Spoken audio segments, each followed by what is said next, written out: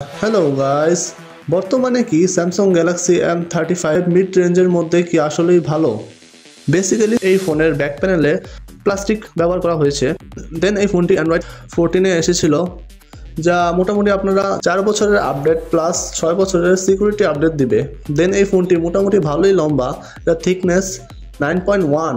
দেন এটার ডিসপ্লে সেকশনে আসি। এই ফোনের ডিসপ্লে সাইজ 6.6, যা full HD plus high resolution and video কোয়ালিটিও যথেষ্ট স্মুথ অ্যান্ড 1000 নিক পিক ব্রাইটনেস, যা ডে লাইটও ভালো চলবে অ্যান্ড 120 হার্টজ রিফ্রেশ রেট। এই ফোনটির ডিসপ্লেকে প্রোটেকশন করছে কর্নিং গরিলা গ্লাস ভিক্টর 2+, যা ভালোই স্ট্রং। এটার পাওয়ার সেকশনে আসি। এতে মিড রেঞ্জে এক্সিনোস 1380, যা 5 nm এর চিপ অ্যান্ড সর্বোচ্চ RAM variant 8GB RAM and 254GB storage, যা দিয়ে আপনারা মোটামুটি গেমিং করতে পারবেন।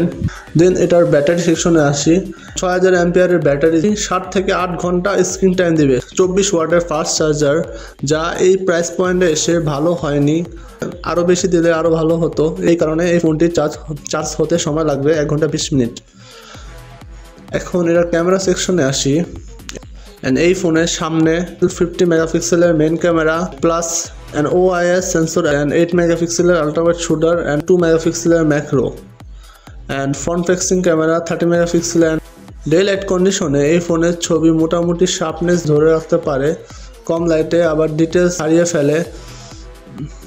সো গাইস, এই ছিল এই ফোনের স্পেসিফিকেশন। সো আপনাদের কেমন লাগলো সবাই কমেন্ট করে জানাবেন। সো গাইস, দেখা হবে নেক্সট ভিডিওতে। Till then take care, by.